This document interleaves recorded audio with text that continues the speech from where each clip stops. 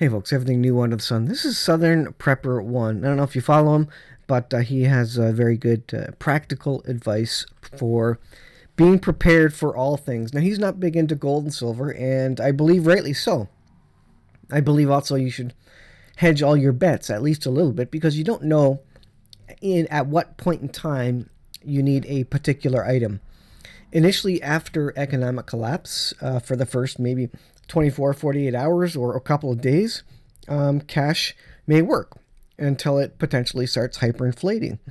At which point, cash, after the first couple of days is not going to be useful anymore, so you're going to toss that away, and you're going to move to other things like hard assets.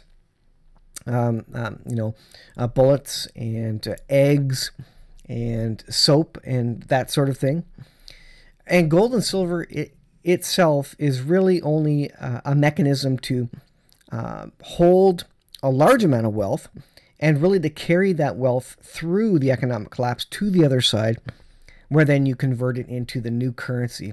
So you see here he's holding a great big 1,000-ounce silver bar, but he goes into good detail about the silver bar. You can't really carry it. It's pretty heavy if you're going to bug out or move or something.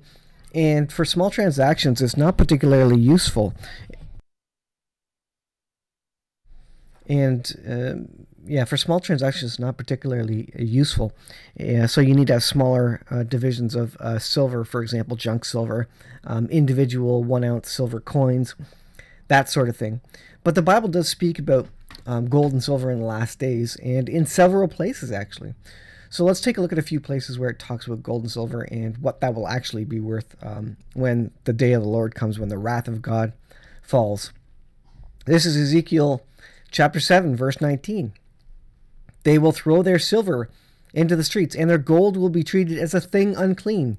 Their silver and gold will not be able to deliver them in the day of the Lord's wrath. It will not satisfy their hunger or fill their stomachs, for it has caused them to stumble into sin. You can't eat gold and silver. So at some point during whatever collapse, should the Lord tarry, and should we be here for troublesome times, you can't eat gold and silver. Now, it will be useful. If you have $100,000 in the bank, maybe it's useful to convert it to a hard asset, and that hard asset could be gold, for example. But again, you're not going to be using that during the collapse, during the chaos. That's going to help you out after the fact. So should the Lord tarry and we see another 1929 happen, then that will help you after the fact. Zephaniah chapter 1 verse 18 says, neither their silver nor their gold will be able to save them on the day of the Lord's wrath. In the fire of his jealousy the whole earth will be consumed, for he will make a sudden end of all who live on the earth. Here's another one, Proverbs chapter 11, verse 4. Wealth is worthless in the day of wrath, but righteousness delivers from death. So righteousness delivers from eternal death. We will die a natural death on this planet prior to the Lord, or maybe we will be raptured potentially. But wealth, at the end of the day, again, you're not going to be able to eat that. And you may have it all stolen, even if you have, food and other goods stored up. It may all be stolen from you as soon as the hordes and the masses, run out of the cities looking for food. You may have to give that up. So you can't put your faith in things, in gold and silver, in food, or in anything else.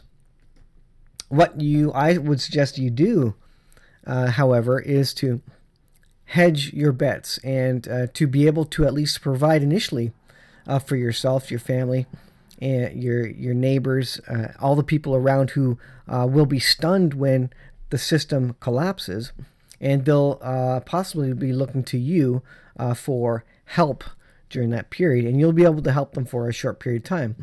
What's more useful than gold and silver, and at the time you need it most, which is during the collapse, during the chaos, during the crisis, during World War III, during the natural disaster?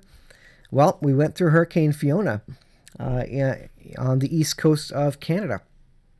What did we need? Gold and silver? No.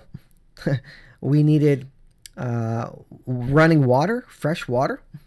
We needed food and maybe a way to power freezers to keep our fridges, keeping the items cold in there so they wouldn't go bad, like milk and such. The basic necessities are what you fall back to when stuff goes sideways, when stuff hits the fan. And so he's suggesting get a box of nails. Very practical thing. Again, because when everything goes sideways, it's not going to be the cash or the really expensive pieces of art that there's going to be a lack of. Everybody's going to have some high price something, whether a vehicle, tractor, but none of that's useful. What they're going to want when things go sideways for multiple days are very simple things. Screws, nails, hammers, shovels, shingles. In Hurricane Fiona, you couldn't get shingles for days, even weeks. And so a friend who had a pile of shingles, was able to, I ended up trading with him, and that's where we kind of trade back and forth things. And I was able to get some shingles for my roof when nobody else can get it. So those are the valuable things, not what you would expect. There was no silver or gold being traded here. No one wants that. They want practical things to repair their houses, to repair their cars, to feed their families, or to keep their fridges running. Very, very basic things are what you need. And he has soap, he has bullets. Again, you talk about items for barter. Even if you don't use bullets yourself, of course you can't get bullets in Canada without a purchase and acquisition license. But that's one sort of thing you could use as barter during that time, because they're, again, people who aren't expecting things to go sideways will only have 50 rounds, 100 rounds. And that's going to be a sought after thing. Silver and gold, it's going to be worthless to people when they want something to either get food or simply food itself. Those high value items are absolutely worthless when the chips are down, when everything has gone sideways in society. So something to think about. And the Bible certainly backs this up. Again, the gold and silver is good for a wealth transfer through and, on the other side of the collapse, on the other side of the monetary switchover, but useless during the period of hard times. And it's good, and it's no good to others either, because they will just want food. They will just want soap. They will just want a pack of nails so they can fix their roof. Very basic things. And these are cheap things too. So it's the very cheapest, most basic things that are going to be really, ultimately, the most coveted, the most valuable when things go sideways. Something to think about. And those are very cheap. If you don't have a lot of money, start getting that. And that's really a place where I need to shore up what I'm doing to make sure I have these extra, very, very simple things that you'd never think about. So anyways, I'll leave there, guys. I highly recommend you watch this video. I'll put the link in the description. Thanks for watching. We'll see you in the next video.